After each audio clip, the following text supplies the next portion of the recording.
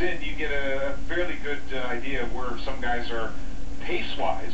You can always go on a hot roll here, but this is not the same amount of offense that the Canucks had offered up last season. No, it isn't. Guys are way behind their own pace, and that wasn't fair of everybody just to assume that the guys that had career years last year can't just pencil it off for the same amount. Now, one of those guys scored 35 goals, and he missed the first number of games because of the shoulder surgery, and that's Burrows. So, that's 35 goals out of the lineup right now, and he clearly hasn't quite gotten back up to speed again. Raymond and Samuelson are both 5 goals back of their pace from last year. That's 10 goals just chucking So that's a lot of offense. That's a lot of offense. Absolutely. And who's going to pick up that slack until those guys get going? Will they get going? Those are all pretty reasonable questions to ask. I mean, you get the sense they will, but right now the Canucks are struggling, and tonight was a game where you probably felt they deserved a better fate, but when you're struggling, that's what happens sometimes. Some good opponents coming in. The Avalanche are going to be in town on Wednesday, and they always offer up some excitement because they like to go forward. And then you've got San Jose, always a battle. And after that, the Calgary Flames. That one's got its own intensity built right in. Three teams that love to play the Vancouver Canucks based on the way they play them. And Colorado, the highest scoring team in the West right now, too. The Avs are rolling. Yeah, and they're doing it without Anderson. I don't know. There's no easy games. No. There aren't. Except for the Phoenix Coyotes. We're looking at their schedule. They've got 10 games against teams that are 500 or worse in a row. Maybe they'll struggle. They've won 6 in a row, and literally they do not have a quote-unquote tough one for another month. It's shocking, really. We'll see. Jeff Patterson's like, you're going to win 15 straight here. They won't, but they've got a great schedule. You know what? You got to give these guys credit because all the stuff that's going on off the ice in Phoenix, they're playing in front of nobody. They had a bunch of crowds in the 6,000 range in Phoenix, which is that's not a good. That's a bad junior hockey crowd, and yet they just keep winning. I mean, whatever Dave Tippett and Dave King and all those guys are doing, the coaching staff, they found something there because they've got a team that scores by committee, that works hard every single night, and wins hockey games in a market where nobody cares. They have no idea where they're going to be next year, and it doesn't seem to bother them. So, give them credit. They're doing it in the face of a lot of adversity around them. Yet somehow it's brought them all together as a team, and they're a tough team to play against. For a while, the MLS had a roving team with no actual home. That's sort of the Phoenix Coyotes right now. They don't get love anywhere else. Phoenix Rovers. The Phoenix Rovers. Yeah, they're dogs, right? All right, guys, great job as usual. Thanks. We'll talk to you. You're back on Wednesday, right? Yeah, before the TSN run begins, so we'll talk about you in the broadcast booth here. And I'll talk to you tomorrow night on your show. Is that correct? Yeah, let's do it around 9 p.m. Excellent for me. Thank you. Dave Thompson recalled the call tonight here on the Team 1040 and the Canucks Radio Network. The Coyotes beat the Canucks 3-2. The so-called bounce back game goes thud for the Vancouver Canucks. It's the Quiznos post-game show. Quiznos always real ingredients, always perfectly toasted. Tackle your hunger at Quiznos, the official sub of the NFL. We'll get some post-game reaction coming up in just a second from the locker rooms. But we'd love it from you as well. 280-TEAM, 280-8326, star team on your cell phone around the province on the Canucks Radio Network, 1-866-266-TEAM. The other way to do it is the wireless wave in-game inbox. That's live at teamradio.ca via email. Text us at 104040. That's all brought to you by Wireless Wave. Your Bell experts. Visit them today at a mall near you. Wireless Wave. Love the phone.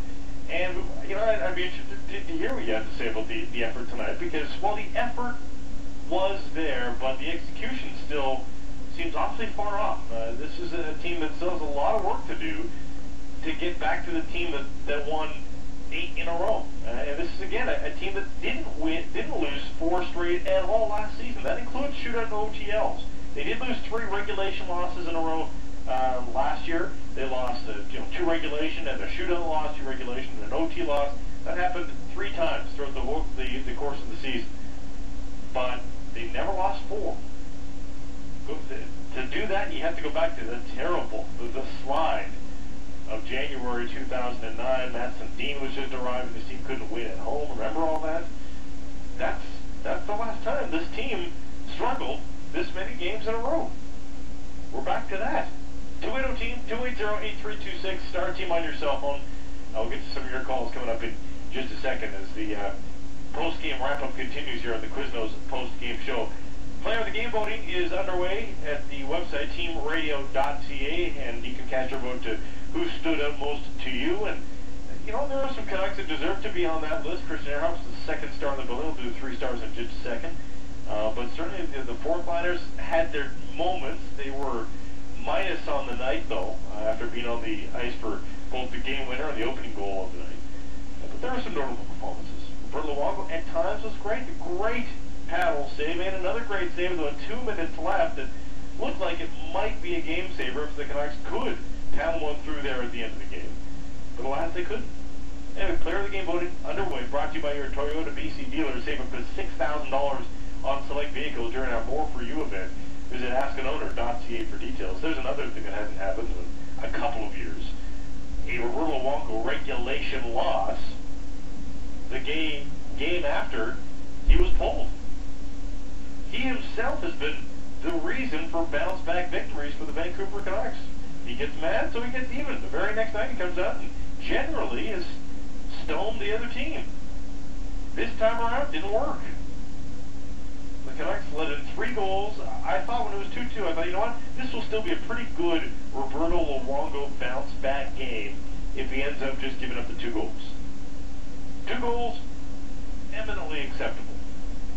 Third goal, and again, it wasn't his fault on the third goal, but it's a goal nonetheless. Give up 3, that's a pretty good night if you let the other team give up 3 and you still win the game. A 4-3 victory that's a pretty good victory. But the Canucks are struggling to score right now. I heard Elaine Beatner talk about the lack of finish on this club right now.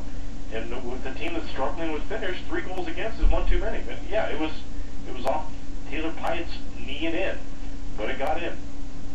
280 team 280-8326 star team on your cell phone. Let's go to the phone boards here and see what you thought about tonight's bounce back game. Andy and Surrey. Andy, go ahead. You're on the Quiznos postgame show. Hi, how you doing? Good, thanks. Good. I just wanted to know if any of the guys are sick out there or anything, if there's a flu going around the dressing room or something, because we've just got no drive. There's no energy. There's no fight for the pucks. Earlier in the year, I mean, there were guys bouncing around, fighting for position in corners and stuff, and we just got nothing right now. They out-hit the team, the Coyotes officially. I thought they were more physical than the Coyotes. The Coyotes weren't exceptionally physical, but I thought they were more physical. Keith Ballard's got the flu, but anything more than that is speculation that anybody else isn't feeling up to. But I don't know, I thought the energy was pretty decent 75% of the time. I just think that they had no execution. They didn't know what to do with that energy. You thought they didn't have energy, though? Not like in the earlier in the season there. I don't know. It just seems like I don't know if it's a snowball effect going on right now. Like with all the losses mounting up here, and I really thought that after the blowout last night that they would definitely come out running, gunning, and you're right. I mean, thanks for the call. If you were looking for that, just run them through the walls. We got pounded last night, so we're going to take it out on you. You're right. It wasn't 110% physicality or anything like that. But you got to be worried. This is the Coyotes game. It's won 5 straight. You can't be getting yourself out of position by running people through the boards as well. So, I mean, it wasn't an explosive start to this game, but the Coyotes might force that a little bit again by the fact that they're a pretty decent team and they force you to pay attention to what you're doing. Well-coached team. Jacob, go ahead, Jacob. You're on the Quiznos postgame show. Hey, Blake, how you doing? Good, thanks. Hey, Blake, I just want to talk for a second about the coaching. I think that last night and tonight, both. Hey, Dave, can you turn the radio down for a second? Sorry. Hey, last night and tonight, both, we had home ice advantage last night, and we're just not getting a line match. But I think we got the horses to beat them, but to go down 7-0 like that. And tonight, also, when there was a 2-2 tie in the third period, and we had literally the worst 5 players on the ice, and midway through the third period, it's discouraging to see that. We had Perot and Alberts and Roma, the defensive pair, and our fourth line out there. So, I don't know, what do you think, Blake? Yeah, I mean, they didn't get a lot of ice time, so I mean, it's hard to say those guys played too much. Joel Perot played 4 minutes and 49 seconds, and when you're tied, you start to bring the fourth line out of mothballs a little bit. 8 shifts. I'm going to say that Joel Perot had 1, maybe 2 shifts. So if you saw Perot out there in the third, that would have been one of his maybe 2 shifts of the period. And our coach is going to do this. I can't say that icing the third line, the fourth line, in the third period, should be strictly verboten in a tie game. Our coach has got to be able to trust that his fourth liners can go out there twice in the period. But ultimately, they're out there. They're out there for the game-winning goal. Again, it wasn't a pretty goal. Not like they necessarily got burned, although Yandel danced in nicely.